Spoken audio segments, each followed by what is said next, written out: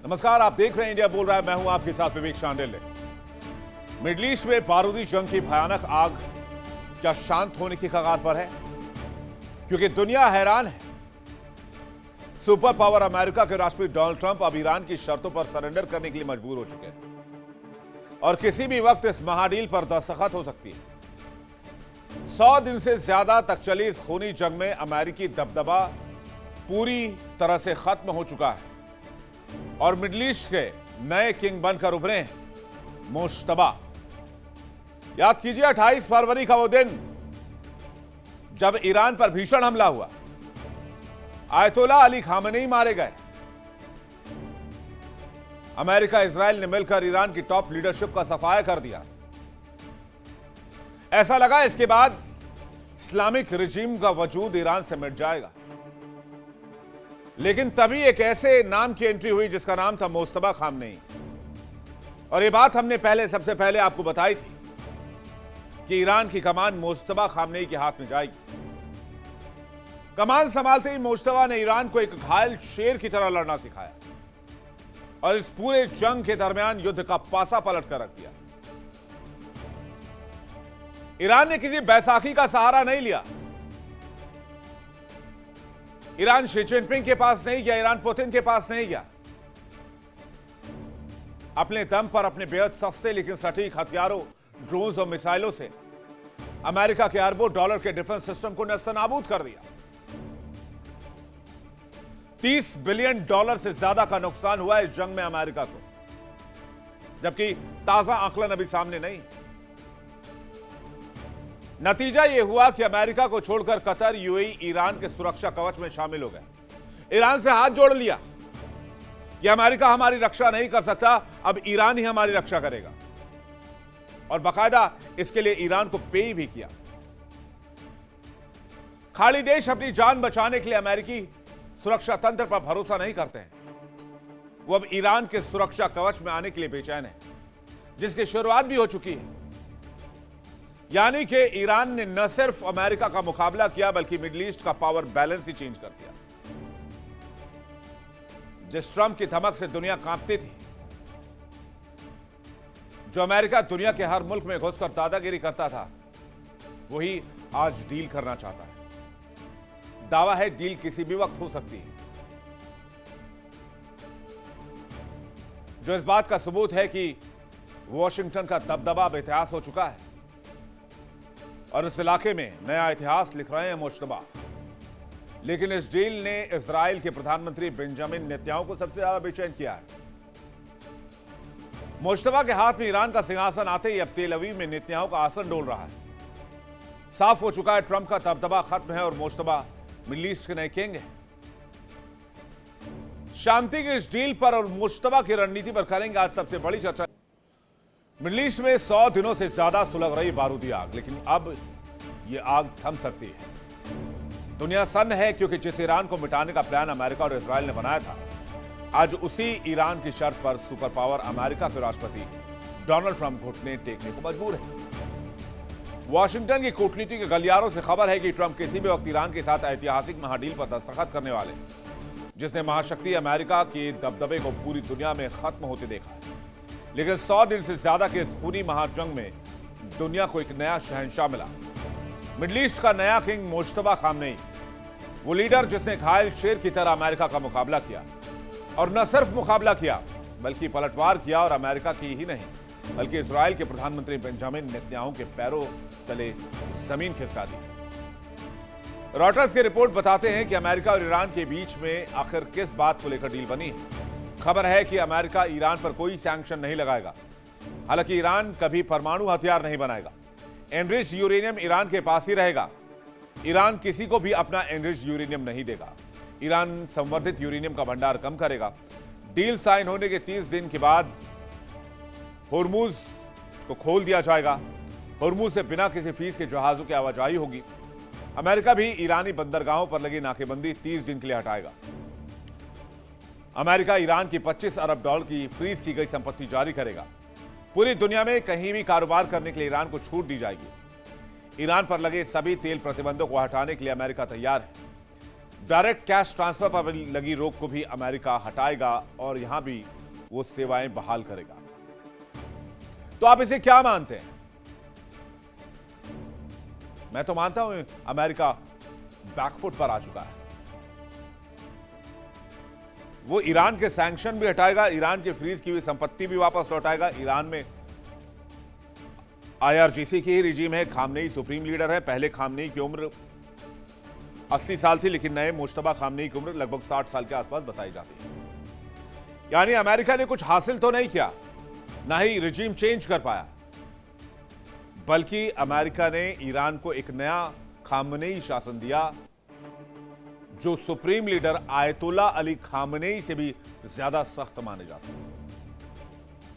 ये तो वही कहानी हो गई। 20 साल तक तालिबान के खिलाफ लड़े और जब भागे तो तालिबान को इस सत्ता की चाबी देकर भाग गए। ईरान वॉर की कहानी इस साल शुरू होती है 28 फरवरी से। यह वो खौफनाक दिन था जब अमेरिका और इजराइल ने मिलकर ईरान पर अब तक का सबसे भीषण और विनाशकारी हमला किया। उस रात आसमान से मिसाइलें नहीं बल्कि तबाही बरस रही थी। वॉशिंगटन तेल अवीव का दावा था कि इस हमले के बाद ईरान अगले 50 सालों तक उठ नहीं पाएगा। वेस्टर्न मीडिया छाती पीट पीट कर चिल्ला चिल्ला कर कह रहा था ईरान का अस्तित्व इतिहास बनने वाला है। अमेरिका ने ईरान के गुरूर को तोड़ दिया है, ईरान को मटिया मेट कर दिया है। हाँ, यह बात सही है कि इस हमले में ईरान ने अपनी सबसे बड़ी ताकत, अपने सर्वोच्च नेता आयतुल्ला अली खामनेई को खो दिया। और यही नहीं, खामनेई का पूरा परिवार मारा गया। अचानक पूरे ईरान में कोहराम मच गया। सेना का मनोबल टूट चुका था, दुश्मन जीत का जश्न मना रहे थे।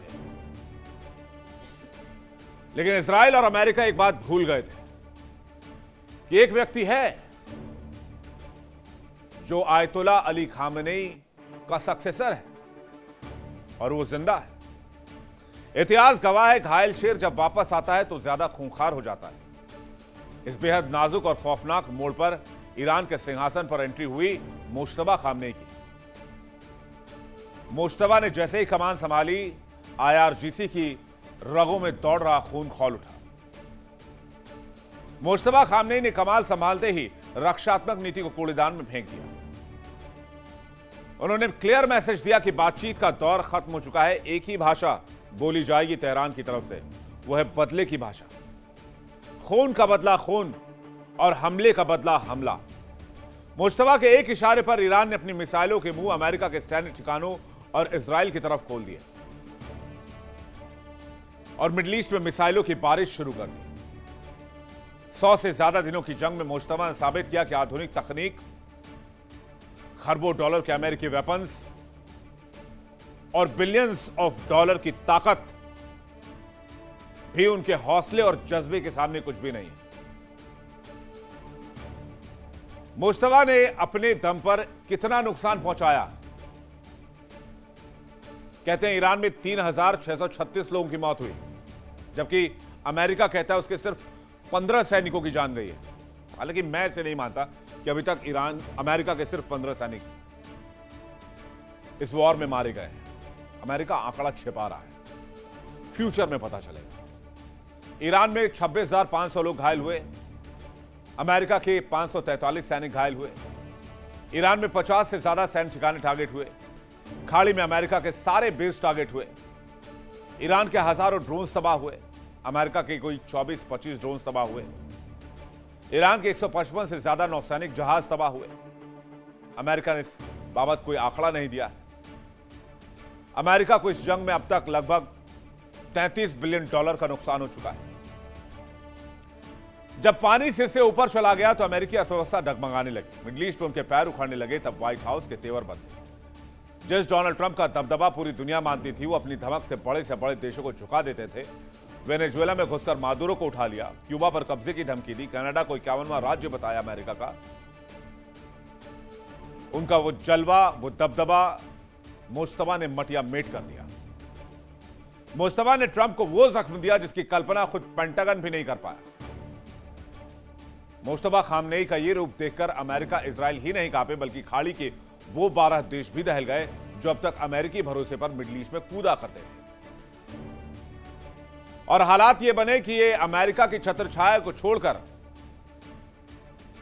कतर और यूएई जैसे देश मजबूत देश, धनी देश ईरान के आगे हाथ जोड़कर सुरक्षा कवच में लेने की विनती करने लगे। मुश्तबा ने अपनी कूटनीति और अपनी ताकत और रणनीति के दम पर मिडिल ईस्ट में अमेरिका को पूरी तरीके से अलग थलग कर दिया। और यही वो टर्निंग पॉइंट था जब मुश्तबा की तारीफ खुद डोनाल्ड ट्रंप करने लगे, बुद्धिमान बताने लगे और कहने लगे कि वो मुश्तबा खामनेई से मुलाकात करना चाहते हैं, डील पर बात करना चाहते हैं। लेकिन इस जंग में एक और किरदार है जो अब खुद को ठगा हुआ महसूस कर रहा है। अमेरिका तो डील कर लेगा, लेकिन नेतन्याहू क्या करेंगे? नेतन्याहू को तगड़ा झटका लगा है। नेतन्याहू ने सोचा था अमेरिका की मदद से वो ईरान के वजूद को, ईरान में IRGC रिजीम को हमेशा के लिए खत्म कर देंगे। लेकिन न तो रिजीम बदला और न ही खामनेई का शासन बदला। अमेरिका खुद पैर पीछे खींच रहा है और ऐसे में इजराइल इस इलाके में अकेला पड़ने लगा है। ईरान की परमाणु क्षमता खत्म करना चाहते थे, नहीं कर पाए। प्रतिबंध हटने से ईरान आर्थिक रूप से मजबूत होगा। हिजबुल्लाह, हमास जैसे प्रॉक्सी गुट और हमलावर होंगे और पावरफुल होंगे, क्योंकि ईरान के पास पैसे बढ़ जाएंगे। और इस डील में कहीं भी ईरान ने अपने प्रॉक्सीज का जिक्र नहीं किया है। पश्चिम एशिया में इजराइल की कूटनीतिक पकड़ कमजोर होगी। अब्राहम एकॉर्ड फिर से धराशायी होगा। इजराइल के सैन्य विकल्प पर अमेरिकी रोक लग जाएगी। ईरान पर विफलता राजनीतिक करियर के लिए घातक, नेतन्याहू के लिए। इस समझौते से ईरान मजबूत होगा, जबकि नेतन्याहू की कुर्सी जा सकती है।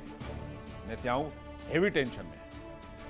मुश्तबा खामनेई के पास ईरान का सिंहासन आते ही तेल अवीव में नेतन्याहू का आसन बुरी तरीके से डोल रहा है। इस जंग में इजराइल ऐसे मुकाम पर खड़ा है जहां दुश्मन पहले से कहीं ज्यादा मजबूत हो चुका है। मुश्तबा की जीत ने नेतन्याहू के राजनीतिक करियर पर पूर्ण विराम लगाने की तैयारी कर दी। 100 दिन की यह जंग अब भले रुक भी जाए, लेकिन मिडिल ईस्ट का भूगोल और संतुलन हमेशा के लिए बदल चुका है। जहां सिर्फ एक ही किंग है और वो है ईरान। तो मिडिल ईस्ट का क्या नया सुल्तान है ईरान? बातचीत करने के लिए मेहमानों का एक बड़ा पैनल हमारे साथ जुड़ रहा है। विंग कमांडर आलोक सहाय हमारे साथ जुड़ रहे हैं, रक्षा विशेषज्ञ लेफ्टिनेंट कर्नल JS सोढी हमारे साथ जुड़ रहे हैं, रक्षा विशेषज्ञ मौलाना असलम हमारे साथ जुड़ रहे हैं, ईरान मामलों के जानकार प्रियंका यादव हमारे साथ जुड़ रही हैं, जियोपॉलिटिकल एक्सपर्ट रशिया से लाइव, रोहित शर्मा हमारे साथ जुड़ रहे हैं, विदेश मामलों के जानकार, जियोपॉलिटिकल एक्सपर्ट। आप सभी मेहमानों का बहुत स्वागत है। दर्शकों, आपका भी एक बार फिर से बहुत स्वागत करते हैं। सबसे पहला रिएक्शन में आलोक जी से चाहूंगा। हासिल कुछ नहीं हुआ, उल्टा अब वो ईरान को और ज्यादा पावरफुल करने जा रहे हैं। ईरान के सैंक्शंस हट जाएंगे, ईरान को $25 अरब की सहायता अमेरिका देगा। तो क्या ईरान इन रुपयों को सिर्फ ईरान में लगाएगा कि वो हिजबुल्लाह, हमास, हुती को भी स्ट्रांग करेगा, स्ट्रेंथन देगा? विवेक जी, बिल्कुल सही आपने कहा है। ये ट्रंप को हार करके पीछे हटना पड़ा है, इस संधि से साफ साफ है। देखिए, और इस ट्रंप की बिल्कुल मजबूरी है, वो वहां कुछ कर नहीं पा रहे थे। न सत्ता बदली, न यूरेनियम हाथ लगा, न मिसाइल के उनके जखीरे बर्बाद वो कर पाए, न ईरान की रिटेलिएशन की पावर को वो रोक पा रहे हैं, न उनके पास एयर डिफेंस की वेपन्स जो म्यूनिशंस है वो भी एडिक्वेट नंबर में नहीं है। उनकी लोकप्रियता अमेरिका में लगातार गिरती जा रही है, विश्व भर में उनका विरोध बढ़ता जा रहा है। तो कुल मिलाकर के अमेरिका को हासिल करने के लिए वहां कुछ भी नहीं था और नुकसान झेलने के लिए बहुत ज्यादा था। तो ट्रंप को हर हालत में वहां से वापस निकलना था, क्योंकि अगर वो नहीं निकलते तो जहां भी स्ट्रेट ऑफ हॉर्मुज के आसपास के क्षेत्रों पर जो भी छोटी बहुत आक्रमण की कार्रवाई अमेरिकी सेना कर रही थी, उसके विरोध में ईरान ताबड़तोड़ आक्रमण कर रहा था मिडिल ईस्ट के अमेरिकन सेंटर पे, जिसको रोक पाने में अमेरिका बिल्कुल अक्षम था। तो ऐसे में अमेरिका बिल्कुल बेतहाशा हताश होकर के उनको वापस लौटना पड़ा है। और इसमें कोई शक नहीं है कि ईरान की ये बहुत बड़ी कूटनीतिक जीत है और अमेरिका को बहुत बड़ी चपत लगी है, क्योंकि अब आने वाले दिनों में अमेरिका जिस रूप में देखा जाता था मिडिल ईस्ट में, उस रूप में भी नहीं देखा जाएगा। कितने शर्म की बात है कि वही अमेरिका जो उन मिडिल ईस्ट देशों को संरक्षण देने का दावा करता था, उसी में से 3 देशों ने घूस दिए ईरान को कि हमारे ऊपर भैया आक्रमण नहीं करना, कतर और यूएई ने। तो इसमें तो कोई शक नहीं है कि अब ट्रंप की थूथू होगी और अमेरिका की साख गिरेगी। हम्म। लेकिन संधि होती है कि नहीं, इस पर भी अभी संशय लग गया है। ये भी एक बेइज्जती की बात है अमेरिका और ट्रंप के लिए कि ईरान खुद आकर के बोल रहा है कि वो तैयार नहीं है संधि पे हस्ताक्षर करने के लिए। और आज स्टेटमेंट आया ईरान की तरफ से कि वो वहां पर अपने दूत नहीं भेज रहे हैं संधि में भाग लेने के लिए। तो ये तो बहुत बड़ी बेइज्जती है ट्रंप की और अमेरिका की, इसमें कोई शक नहीं है। जी हाँ विवेक जी। रोहित जी, आप कैसे देख रहे हैं इस पूरे प्रोसेस को या इस पूरे वॉर इक्वेशन को? देखिए, जैसा यूक्रेन वॉर के बाद पता चला कि रशिया उतना पावरफुल भी नहीं है जितना दिखता है, वैसा ही यहाँ हुआ। अमेरिका भी उतना पावरफुल नहीं है जितना दिख रहा है, वरना जीत जाता। अच्छा, अमेरिका डर किससे रहा था कि बूट्स ऑन ग्राउंड, अगर हम अंदर घुसे तो कैजुअलिटी बढ़ेगी। इस समय सिचुएशन क्या है? इस समय सिचुएशन ये है कि एक एक एक थिंकिंग थी मिडल ईस्ट में, गल्फ में, सेंट्रल एशिया में, कि एक अमेरिकन बेस आपका हमारे कंट्री में बन गया तो आप सेफ। वो मिथ टूट चुका है। सेंट्रल एशिया अब, या मिडल ईस्ट या गल्फ जिसे बोलें, तो वो गल्फ अब अपनी रीथिंकिंग पे आ चुका है। देन ईरान एक एक रीजनल पावर गल्फ में बन के निकला है, अब तक वो नहीं। तीसरी चीज, इस वॉर के पीछे जो पावर्स थी, चाइना और रशिया, वो दोनों अपना गेम अच्छा खेल गए। तो अमेरिका में इलेक्शंस आने वाले नवंबर के फर्स्ट ट्यूसडे ऑफ एवरी नवंबर, मतलब एवरी इन द सेंस कि जब भी इलेक्शन होंगे फर्स्ट ट्यूसडे ऑफ नवंबर ही। तो वो फर्स्ट ट्यूसडे सामने खड़ा है, बहुत दूर नहीं है। अगर इसमें ट्रंप हार गए तो ट्रंप की हालत ये हो जाएगी कि ट्रंप बिल्कुल पावरलेस प्रेसिडेंट हो जाएंगे। ट्रंप उस चीज को अवॉइड करने के लिए यहाँ झुकते देखेंगे। ये बात मुझे पता है, ये बात और दूसरे एनालिस्ट को पता है, तो ईरान को भी पता है और ट्रंप को भी पता है। ट्रंप अभी एक बार झुक जाएंगे, अगर वो अपना इलेक्शन निकाल गए, वो दोबारा डबल पावर के साथ रहेंगे, ये सबको पता है। तो यहाँ पे बैकफुट पे खेलना ट्रंप की मजबूरी बन चुकी। और ट्रंप ये इलेक्शन हारे, ये रशिया भी चाहता है, चाइना भी चाहता है और ईरान भी चाहता है। उसके साथ साथ वर्ल्ड के 200 कंट्रीज हैं, तो उसमें से कम नहीं तो 160 चाह रहे कि ट्रंप ग्रीनलैंड के इशू को यूरोप चाह रहा होगा, क्यूबा चाह रहा होगा, गल्फ के सारे कंट्रीज लगभग चाह रहे होंगे, यूक्रेन भी चाह रहा होगा, बहुत सारे कंट्रीज चाह रहे हैं। तो कोई बोले ना बोले, तो ट्रंप ऐसी गंदी सिचुएशन में फंस चुके हैं जहां पे उनके लिए निकलना मजबूरी हो चुकी। और ये बात ईरान को बखूबी पता, वरना ईरान 100% यहाँ पे खुद कॉम्प्रोमाइज कर तैयार होगा। आप देख लीजिए, 1.5 से 2 महीना हो चुका, अभी कॉम्प्रोमाइज की कहीं बात ही नहीं। पाकिस्तान के ऊपर इतना गंदा प्रेशर डाला हुआ है अमेरिका ने कि पाकिस्तान के इंटीरियर मिनिस्टर अपना पाकिस्तान ऑक्यूपाइड कश्मीर चल रहा था, फिर भी कहां बैठे थे? तेहरान में। पाकिस्तान ऑक्यूपाइड कश्मीर कंट्रोल करना उनकी ड्यूटी थी, आसिम मुनीर की ड्यूटी थी। दे वर सिटिंग इन तेहरान। क्यों? इसलिए कि कैसे भी ये कहानी खत्म हो, ताकि हम अमेरिका को बता पाए हमने किया यार। वो नहीं था। आज की बात थी कि आज, कल रात जो खबर आ रही थी कि आज साइन हो जाएगा अकॉर्ड यूरोप में कहीं पे जेनेवा, और ये भी बोला गया था कि वहां से पाकिस्तान डेलीगेशन सीधे जेनेवा जाएगा। आ गए? कुछ नहीं है। ईरान इसको जितना लंबा खींच सकता है खींचेगा। चाइना रशिया भी यही चाहते हैं, क्योंकि एम्यूनिशन या बोले कि मिसाइल्स अमेरिका के पास नहीं है। अभी 2 हफ्ते पहले की रिपोर्ट थी कि 200 मिसाइल, अब 240 हो गए, 250 हो गए होंगे। अगर वॉर शुरू हुई तो ये 200 तो 10 दिन 5 दिन में खत्म जाएंगे। तो फिर कैसे काम चलेगा? उसके बाद कुछ नहीं है इनके हाथ में। फैक्ट है कि अमेरिका भी एक्सपोज हुआ है कि वो कितना कितना अंदर परकुलेट कर सकता है ईरान में। मिसाइल तो मार सकता है, नो डाउट अबाउट इट, लेकिन उन मिसाइल के सामने ईरान की जो ड्रोन स्ट्रेटेजी थी वो बहुत बढ़िया काम कर रहा है।